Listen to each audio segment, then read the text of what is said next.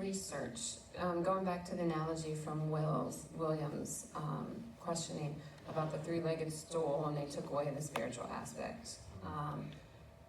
In your research, did you come across anything that talked about the ideas of socialism sound great, but they never factor in sin nature? Okay, yeah. So I think the leg getting taken out of the stool is the moral aspect of socialism.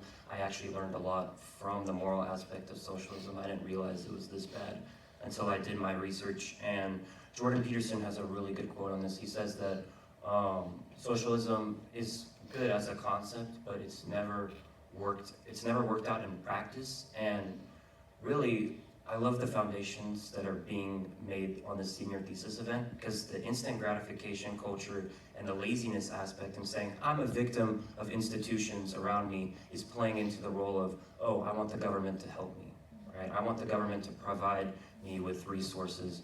And really, it's kind of, socialism is trying to give people equality when really people are already equal. Like, why are we trying to stress so much on the importance of giving someone equality when they already have it, right? We all have opportunities. We just need to make good choices and good decisions out of that.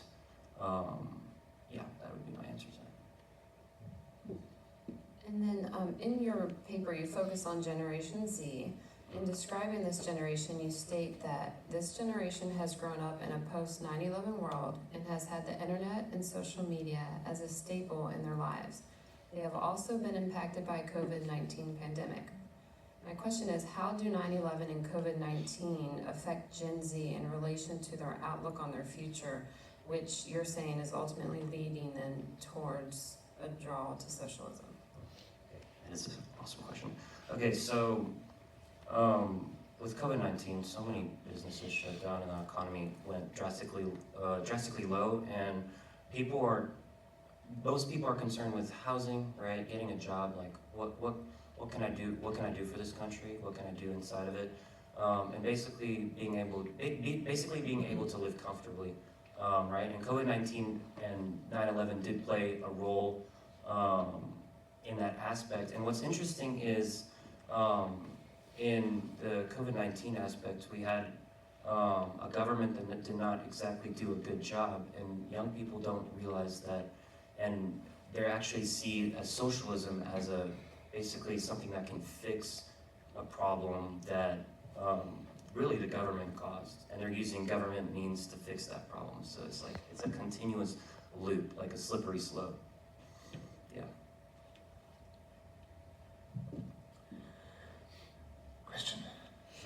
Do you think that there are any policies from socialism that are beneficial? Ooh, okay. No. But the Costco hot dog is a great form of socialism. I think $1.50 fixed price, where the company cares only about the people's welfare, certainly impacted me in my life. But again, it's not a government means, it's a private company, so but it's similar.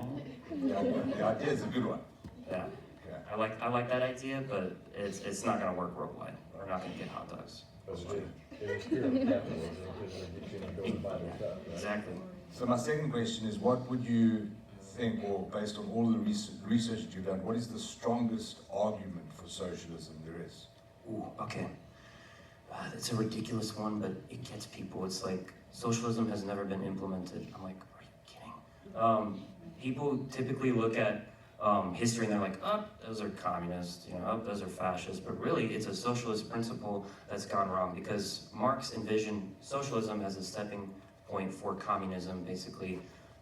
His belief is through dialectical materialism, and he seeks basically an environment, a utopia, where people collectively own everything, and socialism kind of starts that. And we see throughout history where Russia, Cambodia, Venezuela being democratic, and they still fell into socialism.